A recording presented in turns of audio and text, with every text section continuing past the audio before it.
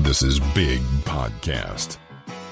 Way back in the day, talking about 20, 25 years ago, the beginnings of what I would consider the commercial internet, the web, when that really hit and it got out of colleges into the mainstream public. You would see people doing all sorts of things to get traffic to their sites. One of the things they would do, and there are variations of this, but when sex, S-E-X, was the number one search term on the web. Hard to believe, right? It seems so innocent now. People would put that word all over their website at the very bottom. If the background was white, they would make the text white. Bots would see it. Consumers wouldn't see it. Or maybe they'd make it light gray. Or, they'd hide and they'd do trickery. And I've certainly seen that over the years in the entertainment industry. There's a joke, maybe you've heard it, of a band calling itself Free Beer. And, oh, yeah, free beer, great. You go to the venue expecting a beverage, and you get a band called Free Beer. Anyway, talking about trickery, going to dive a little bit more into that on this episode of Build a Big Podcast, the marketing podcast for podcasters. If you want to grow your podcast, get more people to your podcast, make more money with your podcast, make a podcast that makes your mother proud, you are in the right place. My name is David Hooper. BigPodcast.com is the website. There's a written edition of this. It goes out every Friday morning, New York City time. You can find it at newsletter.bigpodcast.com. This is issue number 236. Here's what I'm talking about. Don't do this. 220 lifelike AI voices. It's a game changer. The lies podcasters tell themselves. I got 9 of them. Podcast artwork templates and more. Your favorite piece of gear. This episode of Build a Big Podcast is brought to you by Riverside.fm, a virtual studio that makes recording and editing at the highest quality possible accessible to anyone. You're going to get studio quality audio and video wherever you and your guest are, meaning you're in Nashville, Tennessee, like me. Hey, I'm in Nashville. You got a co-host in Chunky, Mississippi, a guest in Walla Walla, Washington. No problem. You're going to sound like you're in the same room. You're going to get instant transcriptions powered by AI with 99% accuracy. And you can edit your audio and video by editing that transcript just like it's a Word document. If you're just getting into podcasting, maybe you want to take out some bulk, 20 minutes of stuff that didn't work for you, boom. It's that easy with Riverside. They're going to make your social media clips so you can bring people into your podcast. It is everything you need to record, to edit, and to market your podcast. Well, not everything, but almost. It's going to give you a great foundation, and I want you to check it out for free. You can do that by going to riverside.fm. Kick the tires, look under the hood, see how it works for you. They're going to give you a couple hours to play around, get an interview, get 2 interviews. It's enough time for you to see if you like it. And if you do, I've got a discount code for you. That's Big Podcast, BIGPODCAST. It's going to get you 15% off. That's riverside.fm, the discount code, Big Podcast, BIGPODCAST. You know how it works, don't you? You've been here before? All right. For those who haven't, let me give you a quick rundown. I'm going from thing to thing to thing. In between each thing, you hear this. That's how you know I've gone to the next thing. And that's how you know if you want links to videos, if you want links to images, if you want to see the story in the written newsletter, you can go to newsletter.bigpodcast.com. This is issue number 236. Ready? Here we go. Don't do this. I saw a sign on the street this week. Actually, I saw several of them. What they call bandit signs. And you can see a picture of this. Newsletter.bigpodcast.com, issue number 236. A bandit sign is, I guess they're made out of plastic. You'll often see them on corners of busy intersections, and they'll say things like, we buy houses, or cash for houses, a lot of housing kind of things, at least where I am. The other thing that I see here in Nashville, you probably know, we are Music City, USA. We got a lot of musicians here. And there are interesting ways that musicians promote themselves via bandit signs. What they're trying to do, probably get fans, but really get champions, people who work at labels, work at publishing companies. There was a huge event here last week called CMA Fest. Tens of thousands of people, maybe 100,000 people, I don't know. It takes over downtown. It takes over the surrounding areas. Anybody in the country music business is here for CMA Fest. People come from all over the place. So I'm seeing these signs. One of them says, my ex stole my dog. Help me get her back. QR code. That's it. No information on the dog. And I'm thinking, that sounds like a musician sign. I've been around the block. But I'm also thinking, what if it's true? What if there's a dog? Maybe I can help.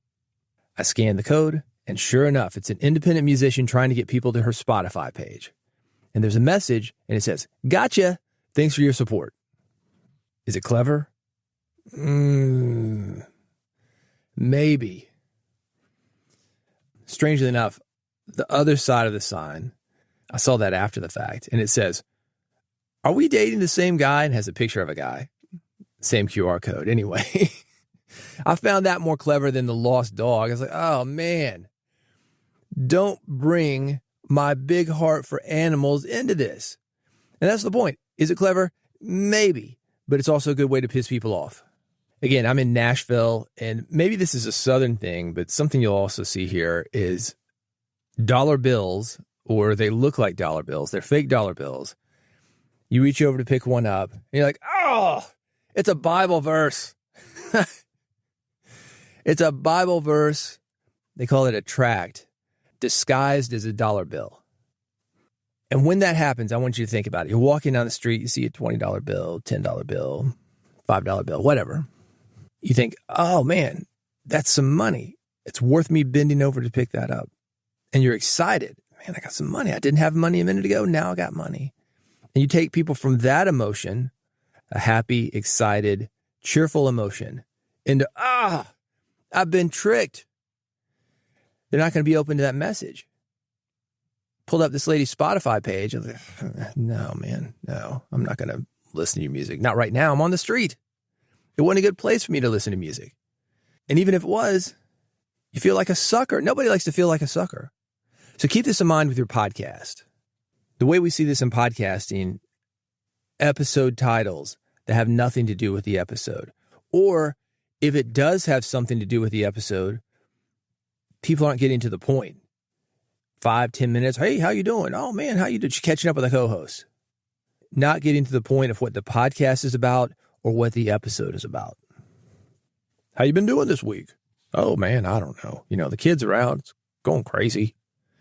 Tried to take him to camp, but the camp shut down, so now I got to deal with him.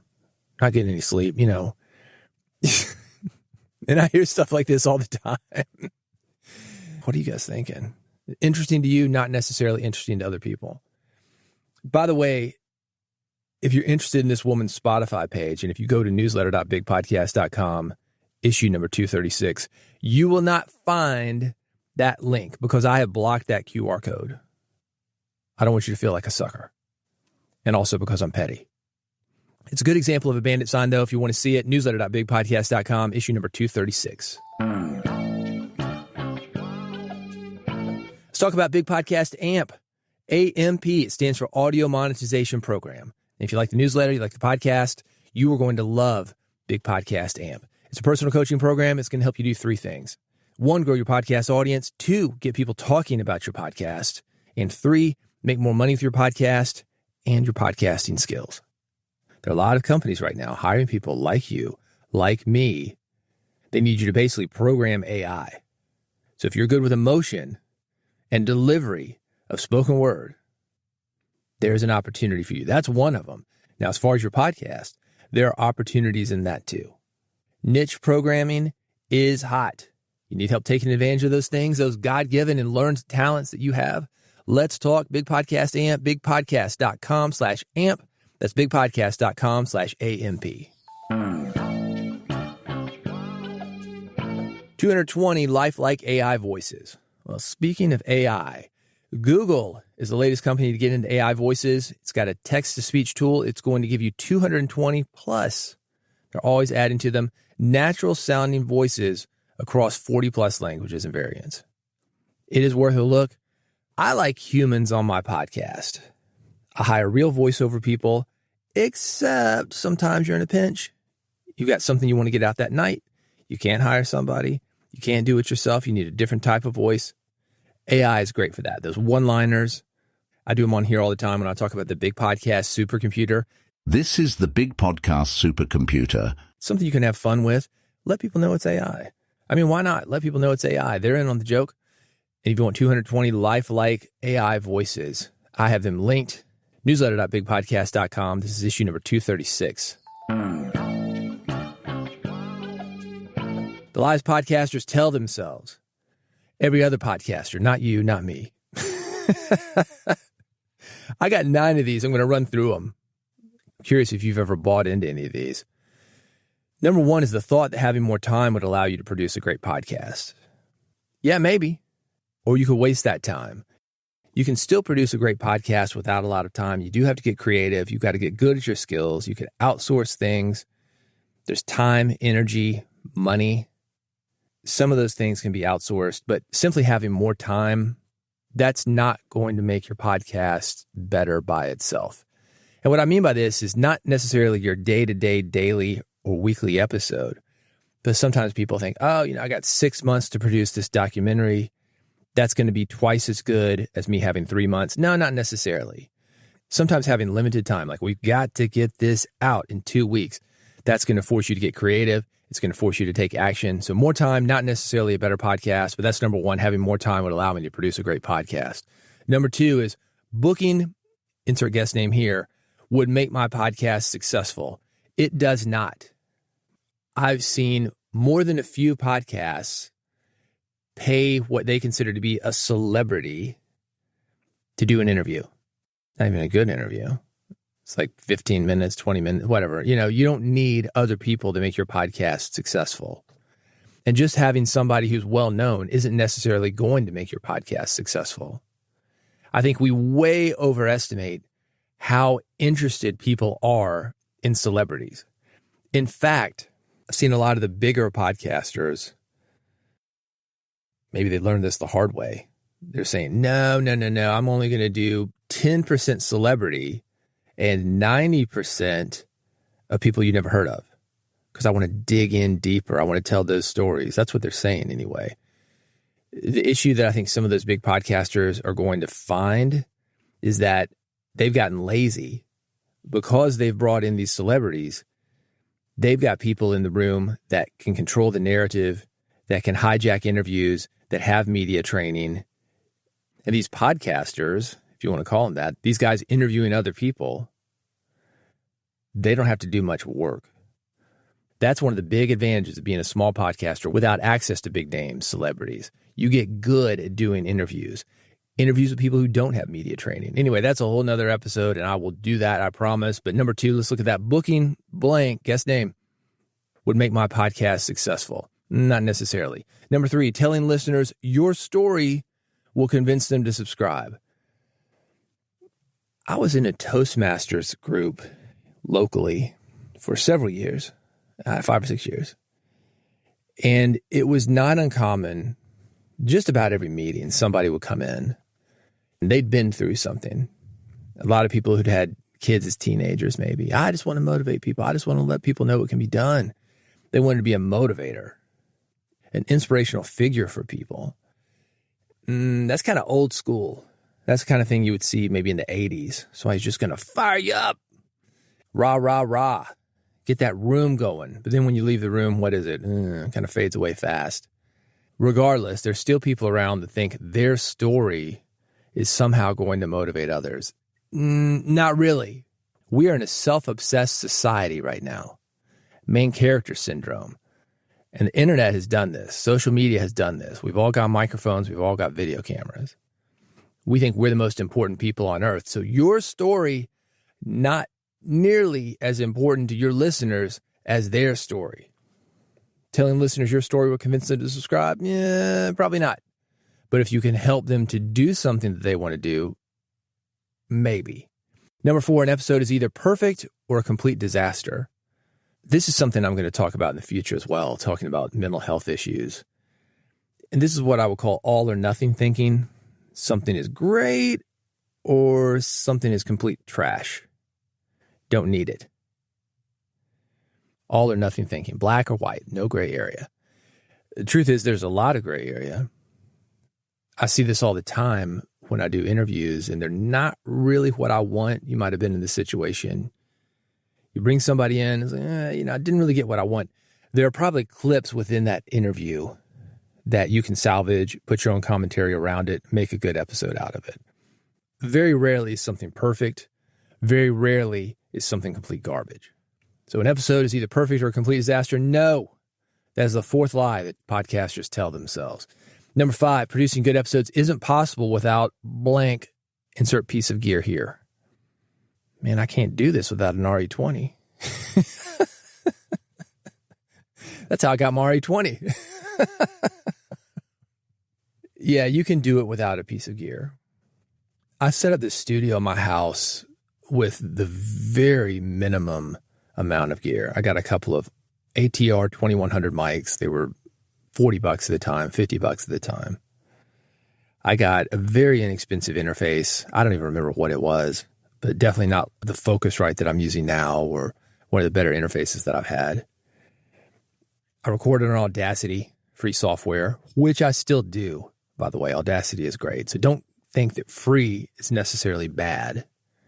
But on the other side of that, don't think that spending money is necessarily going to get you a better product. It's skill, it's your story, it's your knowledge, it's your ability to deliver a message.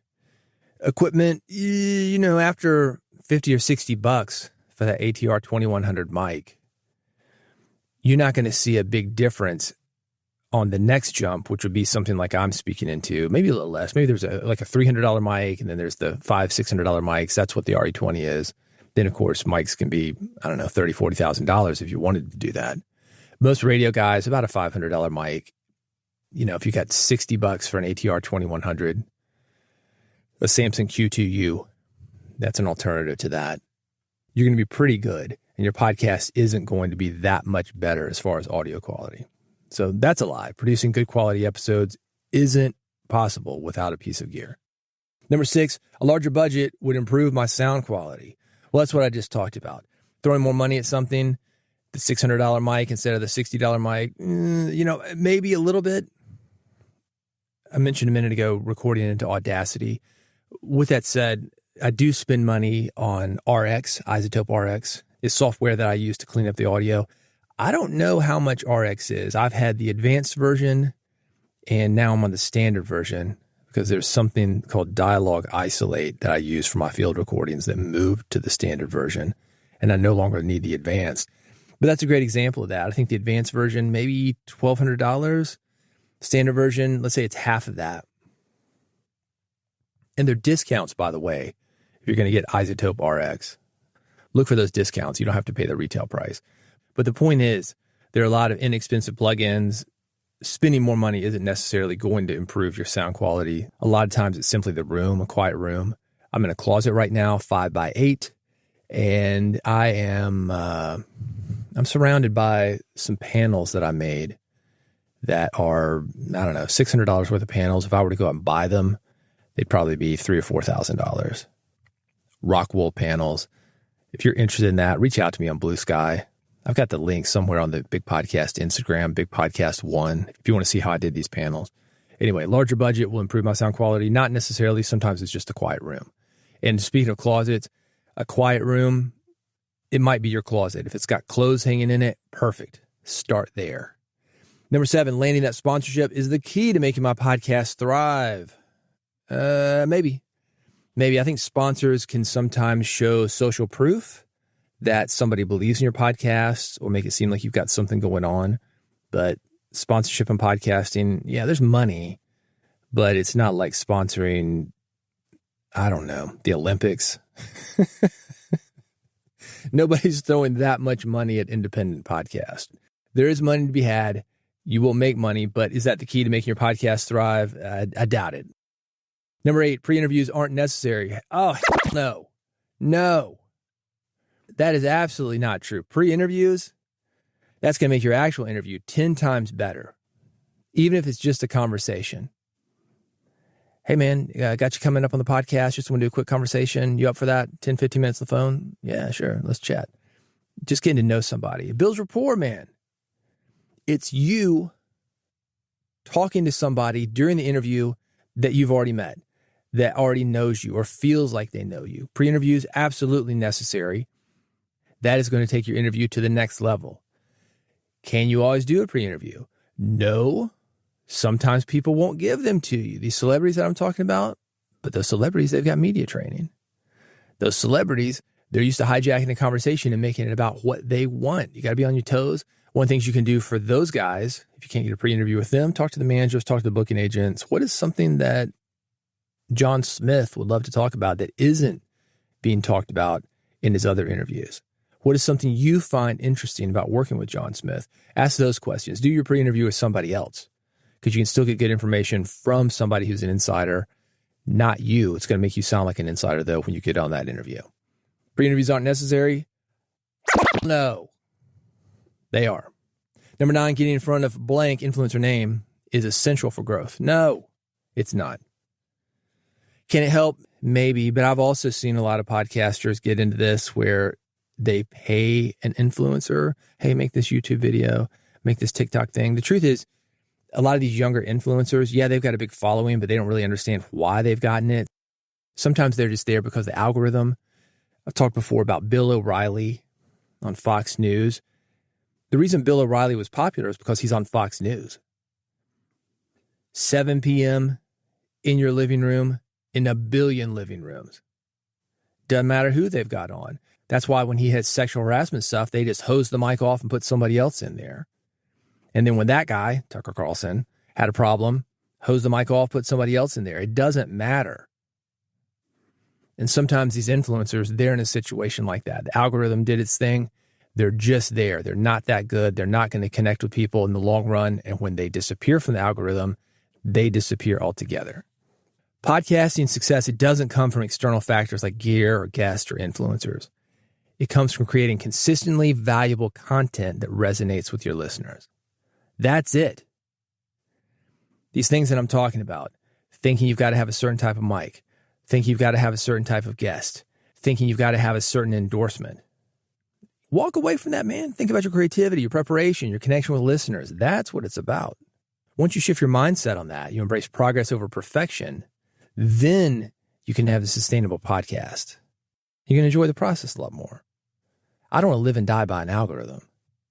I had a buddy of mine, he's a songwriter. Did a lot of stuff for Alan Jackson, then he just walked away. I said, what's the deal, man? You had a pretty good gig going on. Millions of records sold, big hits on the radio. Still hear him on the radio. And he said, I just got sick of living and dying by the charts. They were going for hit after hit after hit after hit. He couldn't write the song that he wanted to. So he walked away. You may feel the same way. You can still do a great podcast without a whole lot of listeners. You just need some listeners, the right listeners. Lies podcasters tell themselves, if you want to see this in writing, I've got them. Also, more thoughts at newsletter.bigpodcast.com. This is issue number 236. Podcast artwork templates and more. This is available to you for free. It is from Apple. They just released this. New design resources, including downloadable templates. They've got best practices. They've got guides that will help you create podcast cover art that stands out, episode art that stands out, everything you need for a visual identity for your podcast. I've got it linked. It's at newsletter.bigpodcast.com. If nothing else, go there and get the updated specs for your art. Specs for art are changing all the time. And the reason for that is because the way we receive podcasts, the way people listen to them, that's changing all the time. So you want to keep on top of that. It's Apple's podcast artwork templates and more. I've got them linked. Newsletter.bigpodcast.com. This is issue number 236.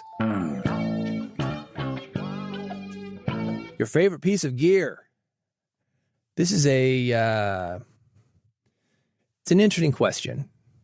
What's your favorite piece of podcasting gear? I'm curious to know. You want to reach out to me via Blue Sky? You'll find the link to do that at newsletter.bigpodcast.com, issue number 236. If I had $100 to spend on gear, I would get a Vocaster 1 interface from Focusrite and the mic that comes with it. There's a combination, about $100. That's going to get you everything you need to go into your computer, do remote interviews, do a solo monologue podcast. You can use it with Audacity, free software, about $100. If I had $1,000 to spend on podcasting equipment, I would get an RE20, which I'm speaking into now. I've got a piece of outboard gear, the DBX 286S, and that's a preamp. It's a compressor for that radio voice. That's what a compressor is going to do. It's a de-esser, takes that hiss off my voice. I don't have much of that, but some people need it more than others, and that can be helpful. It's got an EQ, and it's got a noise gate. That is very helpful because when you talk, you are breathing, And if you're a heavy breather, you sound like ludicrous, or you've been smoking some unfiltered Lucky Strikes for years. You got kind of an emphysema thing going on. A gate is going to remove some of those heavy breaths when you're not speaking. So you won't hear that at the beginning of words, not unless it's really loud like I did. But I'm breathing all the time, as are you. This is what they tell divers, ABC.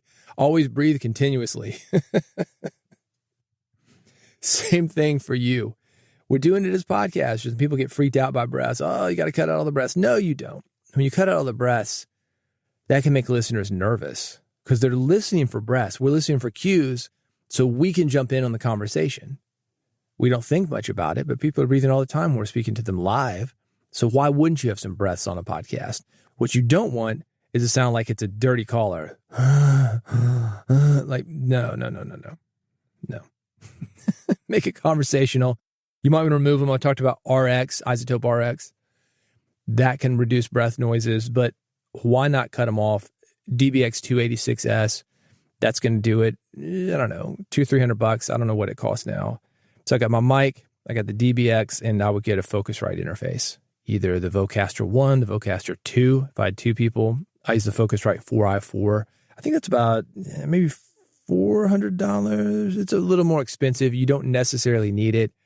I've got it because I've got a more complicated setup, meaning that I'm routing audio in different places. I've got it going to an external recorder. That external recorder needs to be split into different tracks. It's not worth going into now. The point is, most people don't need that. And that takes it back to what I said earlier. We've got all this expensive equipment available to us, but do you really need the features? Until you do, don't worry about the expensive equipment. The preamps in the Focusrite 4i4 are the same in the Focusrite Solo, the Focusrite 2i2, the lower end interfaces that are probably all you need. So could you do it for $100? Yes. Could you do it for $1,000? Yes. If you want to see exactly what I would do, I've got everything linked. Newsletter.bigpodcast.com, issue number 236. Yeah! That is it. Another episode of Build a Big Podcast in the books. Thanks for hanging with me. Always looking forward to helping you. I love working with you to grow your podcast, get more people to your podcast, to make a podcast that matters. If you want to work with me personally, you can do that. Big Podcast AMP, AMP. It stands for Audio Monetization Program. You can find more information about that at bigpodcast.com/AMP. If you want to subscribe to this podcast, never miss an episode, and you do want to subscribe to this podcast, do this. Go to bigpodcast.com. I make it easy for you. One click is all it takes. One click for iPhone, one click for Android, one click gets you an RSS feed. However you get your podcast, I'm there getting it to you from the Big Podcast supercomputer with just one click. That's at bigpodcast.com. Thank you for listening to Build a Big Podcast. I appreciate you, and I'll see you on the next episode.